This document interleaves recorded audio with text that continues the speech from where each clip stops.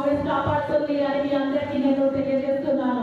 అదేవిధంగా ఒకప్పుడు లక్ష కార్మికులు ఉన్న సింగరేణి ఇప్పుడు 50,000కి పడిపోవడానికి కారణం బీజేపీ. సింగరేణిలో నష్టాలు రావడానికి కారణం కూడా బీజేపీని అందరికీ తెలియజేసుకుంటున్నా. ఎందుకంటే కార్పొరేట్ లెవెల్లో బొగ్గు బయట నుంచి కూడా తెప్పించుకుంటున్నారు. అట్లాగే ఇక్కడ చాలా అధునాతనమైన పరికరాన్ని తీసుకొచ్చి మనుషుల అవసరం లేకుండా చేస్తున్నారు. కానీ రాహుల్ గాంధీ గారు ఏదైతే మన తుక్కుగూడలో చేసిన 5 న్యాయాలలో ఒక న్యాయం శ్రామిక చట్టం. అదేంటంటే శ్రామిక న్యాయంలో ప్రతి జాతీయ కూలీ అయినా కూడా వాళ్ళకి జాతీయ ఉపాధి కూలీ నుంచి మొదలుకొని మిగతా ఏ కూలీ పని చేస్తే వాళ్ళకైనా కూడా కనీసం రోజుకి 400 వచ్చే విధంగా ఆయన అమలు చేస్తున్నారు. అట్లాగే శ్రామికులకి బీమా అవసరము, భద్రత అవసరము.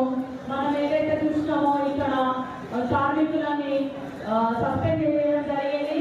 కాబట్టి వాళ్ళందరినీ కూడా ఎలాంటి షరతులు లేకుండా తిరిగి విధిలోకి తీసుకోవడానికి మేము సిద్ధంగా ఉన్నాము. దానికి కాంగ్రెస్ ప్రభుత్వం మీకు ఎప్పుడు అండగా ఉంటుందని చెప్పడానికి ఇది ఒకటి నిదర్శనం. అయితే ఏదైతే ఉందో మన శ్రామిక చట్టంలో ఇంకొక విషయం ఏంటంటే జీఎస్టీ లేకుండా కూడా రైతులకి కానీ ఇతరులకి కానీ సహాయం చేసే విధంగా కాంగ్రెస్ పార్టీ ముందుంటుంది. ఇంకొకటి మహిళా న్యాయం. అందులో ఏంటంటే మహిళలు ఎవరికి కూడా ఏ